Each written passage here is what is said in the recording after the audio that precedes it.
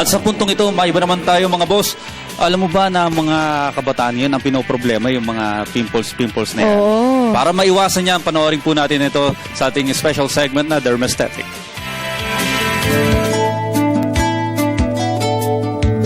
Good morning mga boss.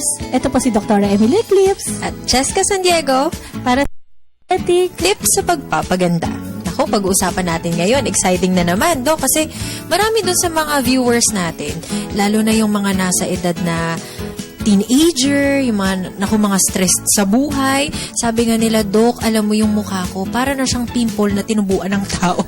Kasi wala nang paglalagyan, Yes, Dok. oo nga. Acne, ano po ba yung tigyawat? Bakit nagkakaroon ng ganito sa face natin? Okay, actually meron tayong 4 na pinanggagalingan ng tagihawat, no, ng acne. Isa, say for example, super active ang mga glands natin. So nagpo-produce tayo ng body fluids, no? Glands is naging active, nagkaroon ng production ng mga serum, no, ng mga serous fluid, and then nag-clog yung pores kasi may mga dumi. Ayan, nagkakaroon tayo ng accumulation ng bacteria. Yung bacteria na yun, kasi ang skin natin, meron tayong normal flora na tinatawag. Yun yung normal bacteria sa skin natin.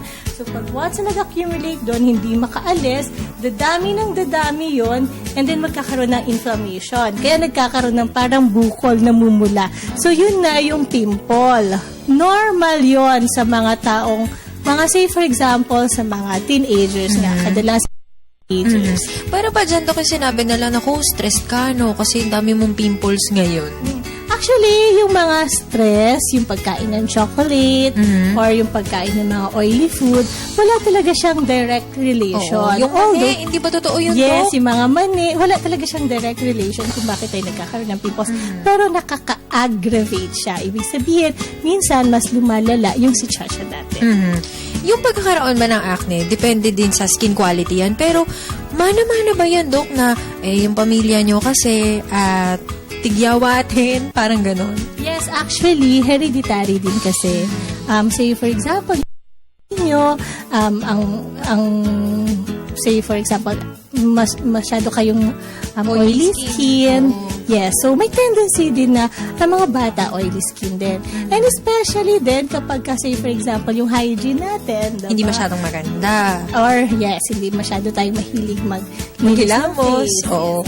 Yun namang isa sa ayaw ng mga kababaihan, Dok. Siyempre, pag may monthly period tayo, parang malalaki yung ano natin, yung pimples natin. Bakit nagkakaganon, Dok? Yun din, actually, wala din yung direct relation. Although, normally, kapag kasi sa period ng mga babae, may tendency tayong mag-produce pa rin, gaya ng sinabi ko kanina, yung mga body fluid, yung mga serum, mga serous fluid, and then, ayan, magkakaroon tayo ng tendency na naman na mag-clog, and then magkaroon ng accumulation ng bacteria, and then magkaroon na naman ng inflammation. Pero, Dok, bakit may mga tapos na sa puberty, hindi na sila teenager, hindi naman sila siguro stressed, hindi naman sila babae na nagkakaroon ng monthly period, bakit ayaw mawala?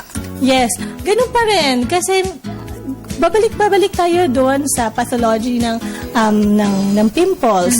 So, pwede kasi kahit na nagkakaroon na tayo ng edad, active pa din ang ating mga glands.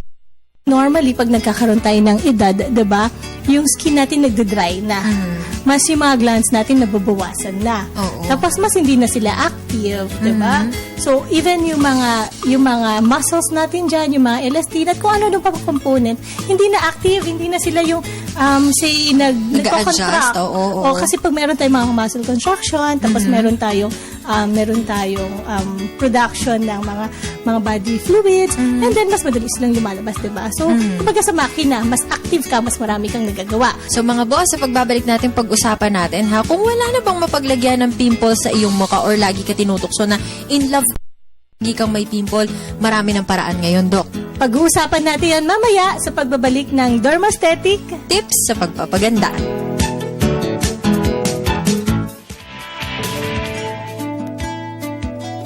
Mga boss, welcome back sa Dermaesthetic. tips sa pagpapaganda. Pinag-uusapan natin ha, yung mga pimples, mga wala nang paglagyan sa mukha, Dok. Pero yung iba ha, lalo yung ibang lalaking kilala ko, Dok, meron daw sa bandang likod or bandang puwitan. Bakit may ganun, Dok? Yes. Minsan, mas active tayo sa back part natin. So, kaya meron tayong tinatawag na mga backne. Yun yung mga acne sa likod. Oo. So, ganun pa rin ang ating procedure para pagtitreat ng acne sa face, acne sa back. No? Same principle Same. pala yun.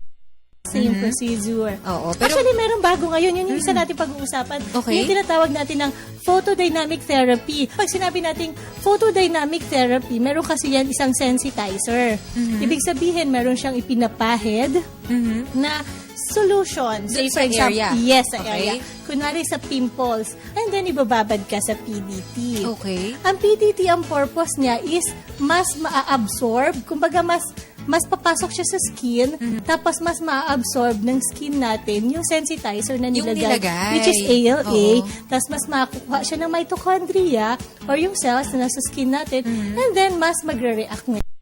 Kakaroon ng mas immediate reaction, mas magdadry na agad ang pimples, mas matitreat na agad natin ang pimples natin. Okay. Yun yung sinasabi nating photodynamic therapy. Ilaw pala yun, Dok, yung tinatapat. Yes. Gano'ng katagal po tinututok sa area na affected? Yung Normally, ilaw? mga 30 minutes. Yung ilaw na yon LED, hindi yun mainit. So, kasi tutok na tutok yung skin natin eh. Since LED siya, hindi siya mainit, hindi rin siya nakaka-burn. Take note, kasi baka mamaya may mga viewer tayo nagtatanong, baka Baka mamaya, ma-burn ako. Oo, 30 minutes ako nakahiga din, Dok. At Doon, saka Dok, ang tapos lapit. bigla na lang ako bigla na lang ako nasunog pag-gising ko, di ba? Hindi. Oo. At saka, Dok, iba-ibang klase pala ng ilaw or iba ng Yes. ilaw. Actually, with pimple treatment, ang ginagamit namin, right after the treatment, syempre kasi minsan piniprick yan, so inflamed.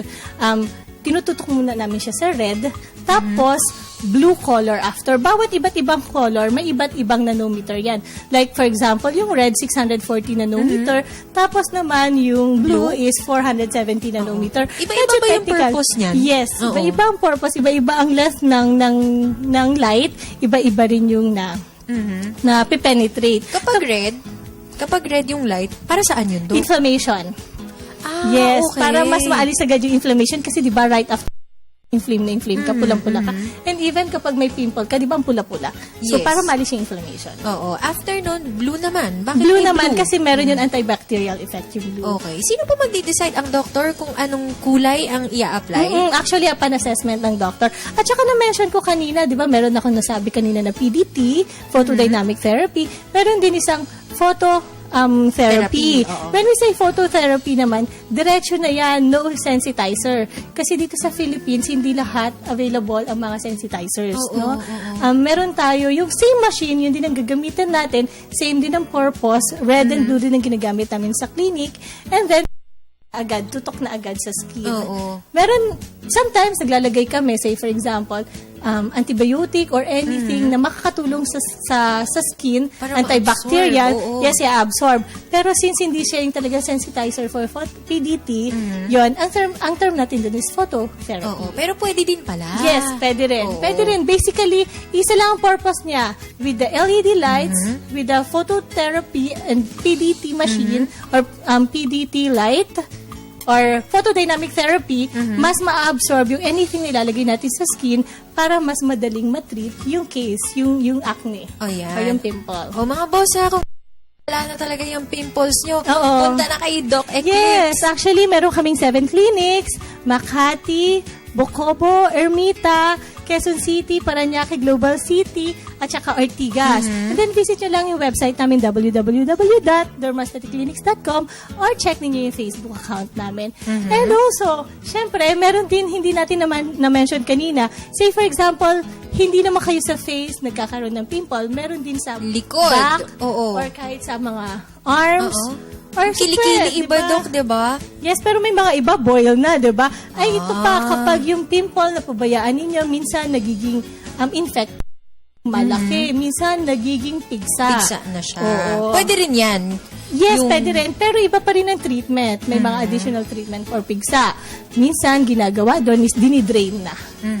Kasi ang pigsa, nagkakaroon na ng mga pus. So, Ayan. kailangan ng i-drain. Sakit na yon. Kaya Masakit ipa-assess na yon. nyo Ibig ha, sabihin. sa mga derma, Yes. ipa-assess nyo kay Doc kung yan ay simpleng, simpleng pimple or baka mag-turn into pigsa na yan Yes. na ayaw natin. Yung mga pimples sa likod, kung simpleng pimples pa lang, yan, pwede pa, pareho pa rin ang treatment natin sa face. Ayan. Pero pag mga pigsa na, then iba na. Ayan, abangan nyo po yung susunod na segment namin kung saan pinag-uusapan pa rin namin lahat ng tungkol sa pagpapaganda, Doc. Yes, dito lang yan sa Mga tips sa pagpapaganda.